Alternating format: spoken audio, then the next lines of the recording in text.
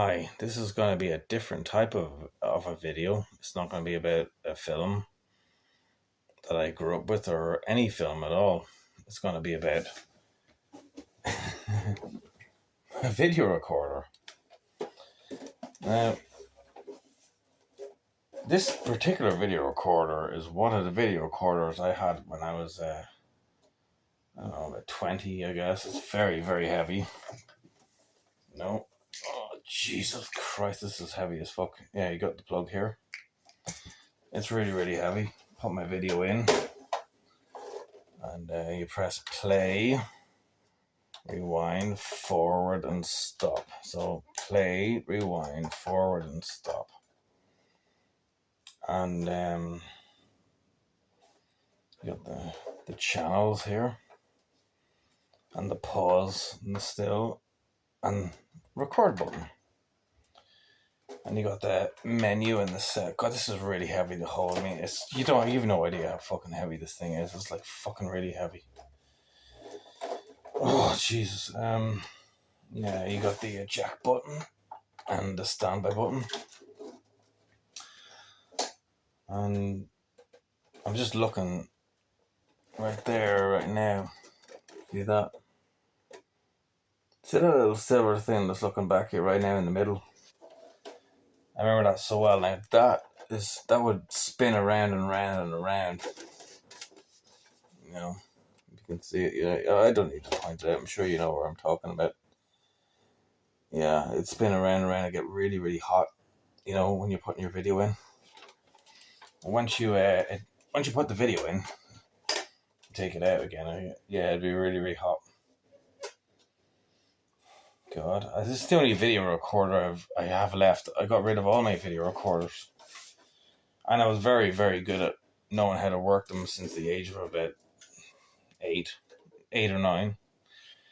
And my parents, they got the first video recorder in 1992, I believe.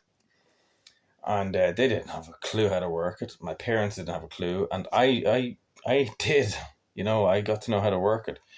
So as a little kid, they'd ask me to look at it, and if it was broken, I'd fix it and record stuff, set stuff. If there was something coming on, like basically if there was a TV show coming on 8 o'clock, right?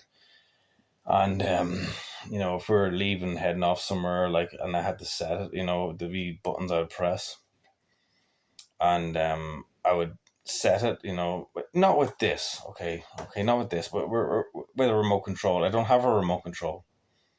I wish I did, but with remote control, like a blow punct remote control, for example. That's not a blow punct. This is a sharp video recorder, but I had a blow punct video recorder and a blow punct remote control. So with the blow punct, I would, have it was a black remote control and a black video. So I would set it up, and I would set the timer on it. So, me and my family would head off, and we'd come back, and the thing would be perfectly set. Because I was good at doing stuff like that. And I was like 8 or 9, and my parents, obviously, they were fully grown adults. My sister is the only other one in the house. She was a year older than me, but she didn't know how to work video recorders at all. I did. I knew how to work them. And I loved knowing how to work them because I loved all that stuff. I loved video recorders and TVs, and I wanted to be an actor. So I knew how to work all that stuff, Yeah. Not much more to say than that. I put something up on the wall here, not on the wall, on the door here.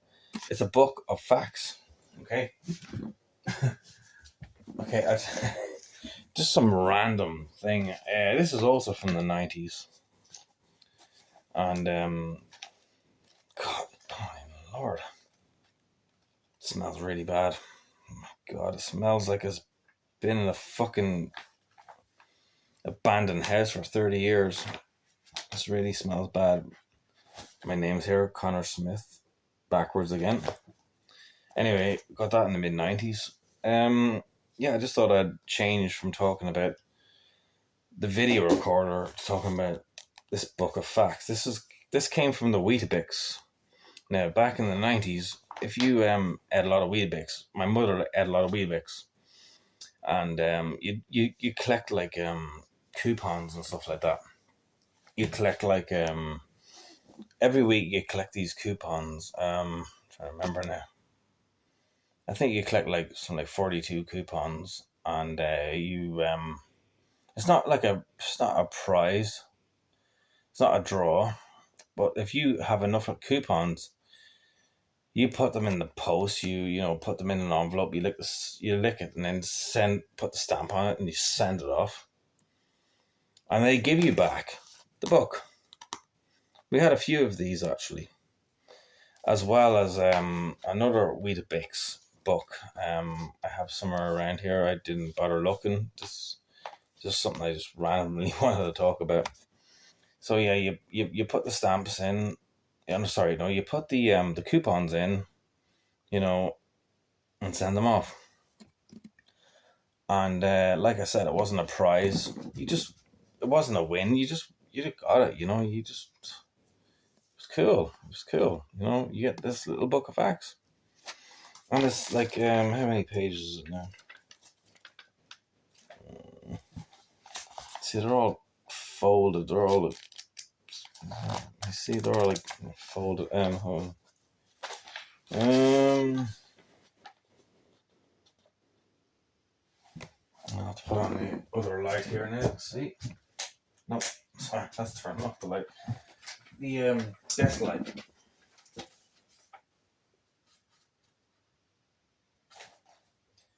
Jesus, it's so faded. 190. Yeah, 190. 190 pages. For free, more or less. If you eat a lot of Weetabix and you save the coupons on the back, you just cut them out with scissors at the back of the box of a Weetabix, and you save so many of them, you get a fucking book. And also you get another book. There was another book. It was a big yellow book. Yeah, that was back in the days. When they gave out great prizes. I remember back in the day in the 90s, Cornflakes gave out the best fucking prizes, man. The fucking best. Football stuff. And I loved football in the 90s. I wish I had some of the cards now. Okay. They had these like cards flat, and you slide them across, and then it pops up, right? So you got like the footballers like of the 90s. Who could I mention? Maybe Roy Keane, Dennis Irwin. There was Terry Phelan. He was also the hardest person to find. Terry Phelan was also the hardest person to find. That's why his name just came to me. Basically, in the cornflakes box, right? Like they'd have the little cardboard thing in a plastic container, and like when you buy a cornflakes, box, you'd reach in the box as a kid, you're fucking trying to find a prize. I mean, you want to eat the cornflakes, but you want the prize more than anything else. And so, like, yeah, you see them, like Packy Bonner was one of them. Oh god. Yeah, so you had them, or maybe Terry Phelan was in the stickers with the fucking. I could be mixing him up with the stickers with the Premier League books. I had this Premier League in the mid-90s Premier League sticker book. Maybe that was that. I don't know. I'm getting the mix up. Maybe there's a Premier League book, and you bought them stickers. They didn't come in the cornflakes box, but no, the the slide things. There was a footballer who was very hard to find. If it wasn't Terry Phelan, I don't know who it was. But yeah, Terry Phelan was a hard person to find. I remember that very well. Whether it was the cornflakes thing or whether it was the Premier League book, I'm not sure. I'm thinking it might have been the Premier League thing with him. Maybe. I could be wrong. Again, I don't know. I have no idea. It's 30 odd years ago. But I just remember, like, you get I'm very sure of this. You get the fucking in the cornflakes thing. You had the sliding cardboard things. You get them in the package, like like you rip them open, and then a cardboard thing you pull back and it slid right open.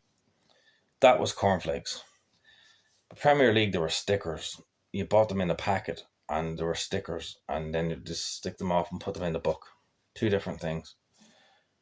Oh, confusing myself a little bit here as which is which. I mean, which one? The Terry Phelan footballer. Which one was which? Ah, look. I mean, 30 years ago, like I said. Anyway, going back to cornflakes. I remember probably one of the last times was when Star Wars, Phantom Menace, and they had the characters in the little plastic thing. You just rip them open and you get the things. I think Star Wars was the last time, or one of the last times I saw them in cornflakes boxes. I really miss the times, when they did that. I mean, I don't eat cereals anymore. I mean, I wouldn't care about stuff like that in cereals now that I'm older. But I just kind of miss those days. Maybe I just miss being a kid and just getting my cornflakes and then opening them up and seeing like Republic of Ireland football players in the cornflakes, or Star Wars characters. I'm not a Star Wars fan necessarily, but just seeing something as a prize in there, and you reach into the bottom. You open up the fucking package. You know yourself. If you open up the package. You open up your cardboard box, right? You rip open the whatever the other part, yeah, and you reach right in, and you're like, going around through all the cornflakes and trying to get it, and then you reach the bottom and you finally pull it out, and it's like, I don't really want to eat the cornflakes anymore. I just want the prize. That's all I want. But I love cornflakes, but I just want the prize more than anything else. But I remember so well, you just reach your hand in and you're like almost elbow deep in there as a kid, and like you just want to reach the prize. And sometimes it's at the bottom. And sometimes it was the best time, it's at the bottom, because you're like, you're really enjoying looking for it, and like, pull it out. Yeah, God. I mean, you went from talking about cereals back to the Weetabix, back to the VCR. I just talk about 90s nostalgia. Yeah. So like this book of facts. Look, I mean, it's so great. I loved it as a kid. I still have it. Obviously, it's still here. But what I'm saying is that like there was a few of them we had, and I think this is the only one I have left. We had about 4 or 5 of them. You send off your Weetabix tokens, and you get a few of them. Weetabix. Eat your Weetabix, by the way. Yeah. I just miss those cereal days. I know we went from talking about videos to talking about the Weetabix, but I had that book up there, right up there above my jacket, to talk about this intentionally. So, but yeah, I mean, I do miss the video days. Obviously, I talk about videos all the time, but it's also nice to introduce something different, and that's talking about cereal boxes and stuff like that. I have lots of things to talk about from the 90s or 2000s or whatever. Maybe even from the late 80s. I can't really remember that. I was born in 83, so I don't really remember much of the 80s at all, if anything at all. I mean, I do. Very little. Because I was 6. Oh, I was 6. I think I was 6 when I left the 1980s. Yeah, I was. So I turned 7 in July 1990. Anyway. Yeah, I don't mind disclosing my age. I don't really give a shit at this point in my life. it's not nice getting older, obviously, but like it's just nice to talk about, your childhood and your past. It's horrible to talk about how old you are now, I guess, when you're 42, and I turned 42 recently. I don't like talking about it really too much, but I feel a little bit better when I start talking about my past, and I feel when I'm talking to whatever audience is what's watching this, I feel a little bit better. That I don't know, just feel better just talking about it. Yeah, just it's like another topic here, talking about from videos to the book of facts to talking about cereal to talking about life. Like, getting older is scary, and no one likes getting older. It's very scary. um I mean, I don't know where my life's going to wind up. I don't know how much older I'm going to be. I don't know where I'm going to live in the future. I don't know what I'm going to do. I just hope that I'm going to live to be happy. I just want to be happy. Like, we all want to be happy. I just hope that, you know, not just for me, right? Not just for me, but for other people, that is close to me. And I don't have a lot of them, unfortunately. But I hope that, they live long and happy lives. And yeah, it's getting really serious right now, isn't it? We're fucking getting off track. But I'm just wanting to end this on a happy note. Bit of a bit too deep talking about stuff like this, but I just hope that for myself that things will go the way I want them to go, and that I'm going to be happy at the end of the day, and that things will go my way and the way I want them to go, and that everything's going to work out in the end. It's like they say, when you're a kid, you hear, like, you want to hear that one thing, that everything's going to be okay, everything's going to work out fine, you're going to be great, everything's going to be okay, everything's going to be fine, everything's going to be fine, you'll be okay, you'll be fine.